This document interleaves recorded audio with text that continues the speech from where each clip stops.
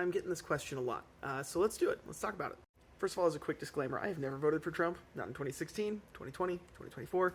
I did not vote for Harris, Biden, or Clinton either, though. So don't be thinking I'm on your side, necessarily.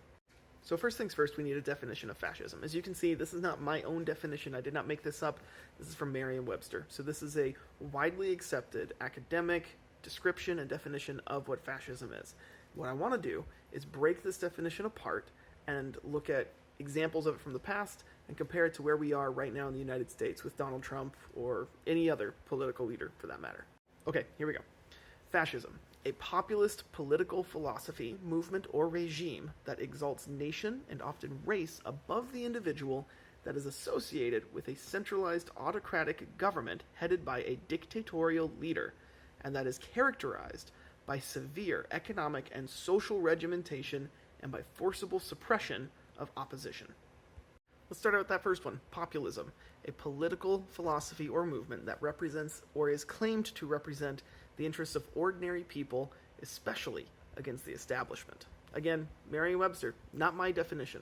First of all, just about every system of government nowadays is populist, right? Every governor, every president, every prime minister, any elected official is trying to say, I am by the people, for the people. I have your ordinary person's interests at heart, because those people are the majority of the electorate in any situation. The key part of that is especially or against the establishment, right? Which just means essentially that there's some system in place that we hate, that we need to get rid of, that's keeping us down. But that also means that punk rock is populist, and I don't know if you've listened to a lot of punk rock. It's pretty anti-fascist.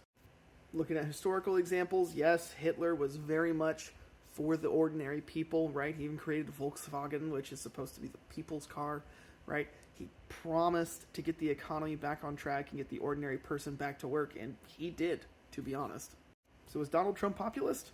Absolutely. He's 100% populist, but so is Kamala Harris. Populism does not necessarily equate to fascism. It is a characteristic of fascism. It does not necessarily equate to it, though. It also used the words movement, philosophy, or regime, and it's important to know that regime can just mean any kind of governing body, but it is usually associated with authoritarianism, which we'll get to later. Going back to our definition of fascism, we have that it exalts nation and often race above the individual. This is where it gets kind of muddy, right? Because nationalism can very easily be confused with patriotism. The difference is like the potency of it or the vehemency of it, if that makes sense. The way I think of it is like this. If I am a patriot, I love myself, I am my own unique individual first and foremost, but I love my country, I root for my country, and I think my country is the best country on the planet. But if I'm a nationalist, I view myself as an American first and foremost. The individual part of me as Cameron Stockford comes later. I am first and foremost an American, and not only that, everything I do would be to push the cause of America forward, to move the country forward, to help shape and progress the country. And after that, anything that affects me, as me, an individual, is secondary. We look at Mussolini, we look at Hitler, we look at Brazil and Spain, whose names I can never remember for their leaders, and we see people who fall into line with this government system really push themselves first and foremost as a German, as an Italian, and then later as their own individual identity. Right? Everything they did in Germany was for the good of the fatherland. It also exalts race often. Not always, though, right? I don't think that Brazil was super big on the race aspects of it. They probably were. I don't know. I'm not too familiar with Brazil's fascism, I'll be honest with you. But, obviously Hitler thought that there was a supreme Aryan race and that Jews were terrible. Mussolini, not so much about a superior race, but definitely thought that Jews were terrible and suppressed them.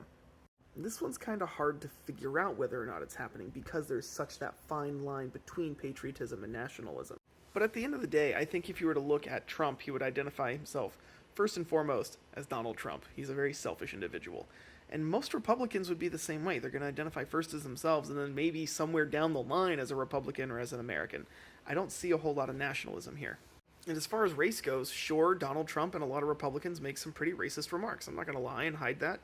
But I also think the Democrats do. I mean, how often do you hear a Democrat say, oh, minorities need our help to do this? And they can't accomplish it without our help, and that's pretty demeaning. But without digging into the roots of that debate, let's look more at this definition. So it also says it has an autocratic government. An autocracy is an authority with one person in charge who possesses unlimited power. Think Julius Caesar, Augustus Caesar, a king who says anything I do goes. Now, does Donald Trump have unlimited power? No, I don't think so. No more than any other president would. Now, you could argue that because he has a stacked Supreme Court and a Republican majority in the House and the Senate, that he's more likely to get things done. And there is an argument that he has a lot of things he can control within the powers of the executive branch and their various departments, but those powers are not unlimited. On top of that, there's a lot of Republicans in Congress who just don't like him and won't do everything he says. Because he's on his second term, cannot run again, and therefore they don't have to listen to what he says and ride his curtails of popularity to keep their jobs. At this point, they will keep their jobs longer than him. Same goes for the Supreme Court. That's the whole point of having lifetime appointments in the Supreme Court, so that once they're in, they don't have to be loyal to the leader or to anybody other than the law and the Constitution. So is or can Trump be an autocrat? No. The definition also says led by a dictatorial leader, which is a person granted absolute emergency power and who holds complete autocratic control. Again, it's basically the same thing as the last one.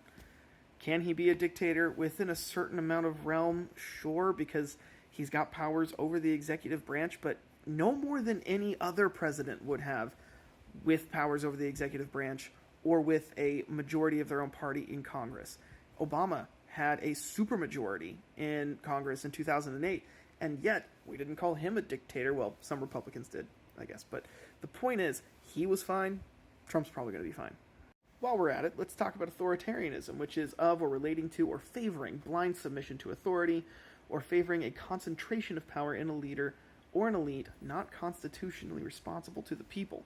And again, even if he had people who completely agreed with him everywhere and he could do anything he wanted, he still is constitutionally responsible to the people, and unless he completely changes that constitution with a constitutional amendment, which is extremely difficult to do, he cannot run again. This is also another hang-up that I have, the severe social, economic regimentation of society. I just don't see this one. The idea is that there's not just classes, but that they are strictly enforced classes between social hierarchies and economic hierarchies. And that's not to say we don't have a class system that is based on either social issues or economic issues. We do. But they are not strictly reinforced. They are really fluid. You can climb in and out of different ones. You can go up, you can go down. It doesn't matter who you are. In a fascist dictatorship, you're pretty much stuck where you're at. There is no rising up. You're either part of the system and you are at the top, or you are not. This is also one of the very distinct differences between a communist dictatorship and a fascist dictatorship. Communist dictatorships try to eradicate all class systems, whereas fascist systems thrive on social class systems. There's also the idea of forcible suppression of opposition, and Trump has talked about doing that, but talking about doing it and actually following through are two different things. And any attempt that he had could still be challenged in the courts, especially since he doesn't control all of the courts, and he cannot control all of the courts, especially state levels. You know who is suppressing opposition, though? The Democrats. They sued RFK and Jill Stein and a lot of the swing states to have them forcibly removed from the ballots just because they thought that they were going to take away or spoil their own campaigns. And there might have been some of that, sure, but that doesn't seem very democratic. Now, one thing that I think Merriam-Webster leaves out of their definition of fascism that other places like Encyclopedia Britannica, Wikipedia, lots of academics do include in their definitions of fascism is militarism, which is the prominence of the military class or its ideals, exaltation of military virtues and ideals, or a policy of aggressive military preparedness. And in just about every other fascist system I can think of, the movement, before they're even in power, creates their own paramilitary, police force, whatever, of some kind, that goes around and suppresses opposition in order to gain their power. Think the SS in Nazi Germany. Trump doesn't have a militia. There might be some people who claim to be a militia for Trump, but they're not Trump's militia. Nor is Trump using the military to enforce his rule. This is a long video, but all that in mind, I don't think Trump is a fascist. Does he have some aspects of fascism? Sure, absolutely, but so do most people. But if we were to put every government system on a big Venn diagram, they would all have a lot of crossover. Be sure to follow for more.